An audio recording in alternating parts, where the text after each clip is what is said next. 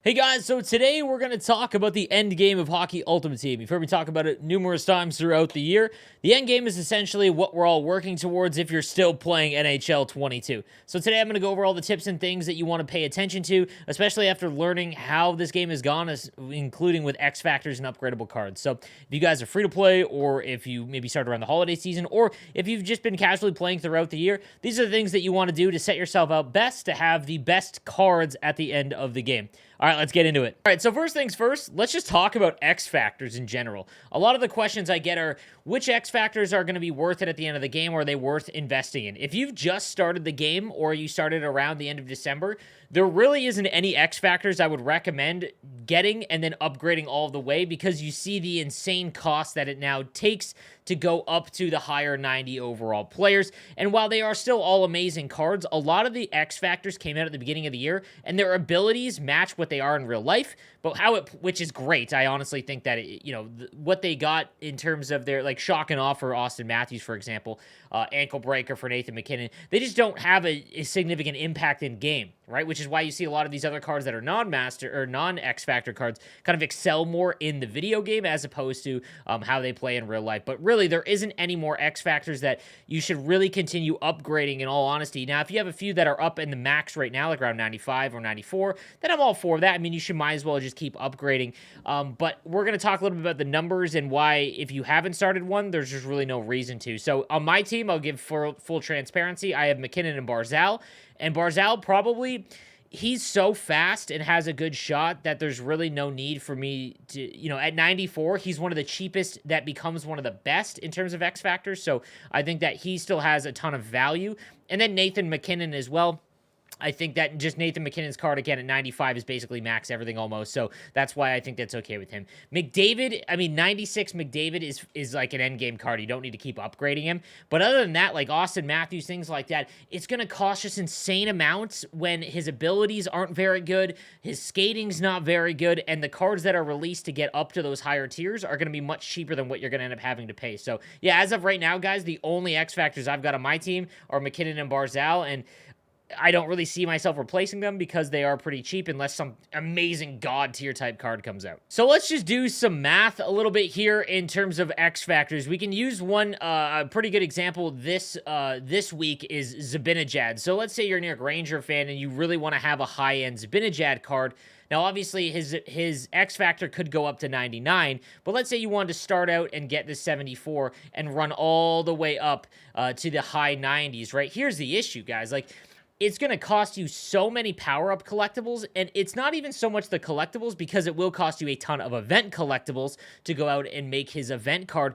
The problem is the sets that we have to actually make these cards, because if you go to the, let's say, the X Factor choice sets, the issue here is that it's 80 plus cards and above. All right, so if you go to sets, right? And if we're talking about making one, you go to the X Factor sets and say you want to upgrade Mika Zibanejad. So all of the options that you have are 74 to 79 overall, or any gold player, essentially. It takes 36 of them. And then you've got 80 and above. The issue here is that if you want to make the master set Zibanejad, and let's say you pull like an 89 or an 80, even an 86 or 87 out of a pack, like currently, that's a ton more collectibles than what you're going to get, because in all honesty, like if you pull, let's say, a 90, that's 8 event collectibles, but it's only 1 out of 18 for the actual card that has come out, the card that has come out to make a power-up collectible. So there's no value changing here. Because EA has not released sets for power-up collectibles that gives you increased collectibles based on the overall you're cashing in, it's just not worth it at all when you think in the grand scheme of things and how these events work. So as it stands right now, the market is kind of in its lowest spot that it's ever been, and I do want to mention team builders one more time, because eventually the 98 team builders will come out, and those are endgame cards no matter what. Anything above 96, and sometimes, I mean, even that Barzal is essentially an endgame card. You really don't need to replace him, but if you are trying to prepare and you have one team builder that's a 94, maybe you have two, or you're looking to, right now it seems to be the time to try and make them, because once they actually come out, these prices should skyrocket. There just hasn't been a lot of great high-end content recently. This event, even Tomash Hurdle, has been super underwhelming. There isn't a lot of interest in this event so far. So right now, what you're seeing in the auction house, if you go to 74 to 79, for example, right? And then choose NHL, go to gold, and then go to league, and go to NHL, right? The price range of what you're going to see is all these cards are going to shoot up to 1,500 in terms of what the cost is. But you can get them for 1,000, 1,100 right now. You should be doing all of these, buying all of these up, because even if you're not going to use them and cash them in for team builders, you're going to be able to flip them very shortly whenever the team builders come out. I have no idea when they are going to, whether you want to believe me or not. I wish, because I haven't prepared at all other than making the 4. Again, I'm going to say this one more time, guys. If you have an odd number of team builders, let's say you have 194, you need to make a second one. If you have 3 94s, you need to make a 4th one, because it's going to take 2 to cash in. Same thing applies for the 80 to 82s. So if you go to 80 to 82s and you look up NHL players, really any for around 1,500 is a huge buy right now, because again, these cards are going to go up by a ton once these team builders come out, and they are going to be valuable because those 98s are endgame cards. They're going for less, 1450. I'd be buying all of these if I had coins or I wanted to prepare and flip them. They definitely will go up in price, so be on the lookout for those. Now, we've talked about this all year round about preparing for the next trade-in set. So right now there's 90 overalls essentially, right? So you can trade in 90 overalls and get 8 collectibles, right?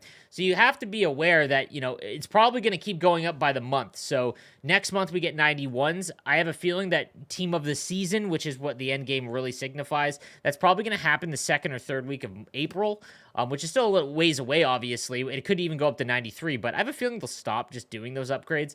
But we'll have to wait and see. So 91s or 90s, let's say. Actually, I think 91s. We'll do 91s as an example here.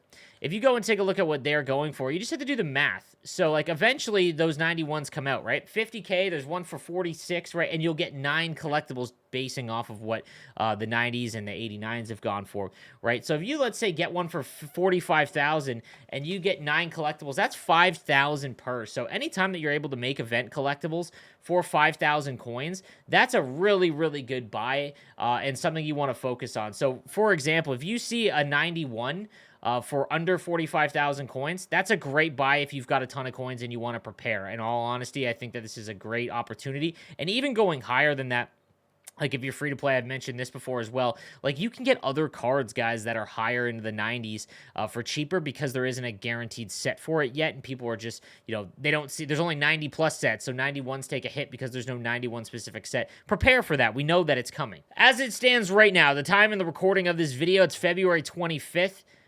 Honestly, no matter your position in the game, I think that taking tradable rewards right now is kind of dangerous because of how low the market is. I think this is something you're going to have to gauge. If you see an event comes out and all of the collectibles and the card costs, like the 85s, 86, 87s, are going for more than 5,000 coins, the bare minimum, you have to do the math on it, then is when you should be taking tradable rewards, because obviously the event is going out. It's going to be huge, specifically for team builders. When team builders come out, guys, that is going to stop everything, and the entire game, especially with the GWC news, is going to hyper focus on these high-end cards, and you're going to see the lower NHL, the lower NHL players that are in the 80 to 82 range and 74 to 79 spike huge. That is when everyone should be taking tradable rewards, even if you're trying to make one, to be honest, because you can just get as much coins as possible. If you are a holiday player, you should be taking tradable rewards, in my opinion, to get as much coins as possible. And again, the reason why I say that is because almost the cost to make these cards, the master set players, are reaching points where it is almost the exact same for a tradable in terms of value compared to what you have to pay for the actual master set item. And there's no reason to take a tradable over an untradeable, in all honesty. Right now, Tomash Hurdle costs about 400,000 coins if you got collectibles at 5,000 per. You can go buy them for 379, guys. So if you take tradable rewards, you know, I'd probably wait to sell some cards to get coins, but you just got to gauge that. I don't think that having untradeable is good unless you are someone that has a lot of upgradable cards and you need to trade them in. But just keep an eye out for that. It is going to depend on the event that's out. But as it stands, like if you're a holiday player, I'd be taking tradable rewards. I mentioned this in my other video, guys. Just make sure that you are taking your untradeable cards and exchanging them, especially silvers. If you have untradeable silver cards, even if you have tradable silver cards, to be honest with you, you should be doing this set as much as possible to get yourself some more gold players. Even if you don't pull anything of use, they just have silvers do not have enough value to hold on to or sell in the auction house. You might as well just take your shot and try to get some gold players, as these cards will be able to be used in team builder sets. Like right there, I just got a Danny DeKaiser. That's going to be worth like 1,500 coins probably. And then Rasmus Kapari, you can trade in for, you know, power-up collectibles if you're still in need of that. Like that's what I'd be doing. I have a ton of 74 to 79 overall cards that have just been accumulating. I don't know what I'm going to do. I'm probably just going to save them for Team of the Season because the value on trading in those sets on events is just really low. It's one of the lowest in terms of value. Like if you go to collectible sets, guys, and then go over here, it'll cost any gold, so 74 to 79 over gold items. 15 of them will get you a one collectible, and if 15 are going for, let's say, at the most, right now they're selling for like 700 is the minimum, you're looking at 10,500 per collectible, which is obviously extremely bad value. But if you have no X factors, this is probably the way to do it and just save up. Like if you have untradeable cards, I'd probably wait for the Team of the Season event or the next event that comes out that's got an endgame card and just use them there, because that's really the only reason to have them. And again, this applies to 74 to 79 gold non-NHL players. The NHL players, you might be able to just keep stacking up and eventually see if you can get close to team builders, which are going to be a huge play over the next little while. All right, guys, so I hope this helps out. Prepare for Team of the Season and the end game of NHL. Let me know what you think in the comments section down below, and I will see you next time. Have a good one.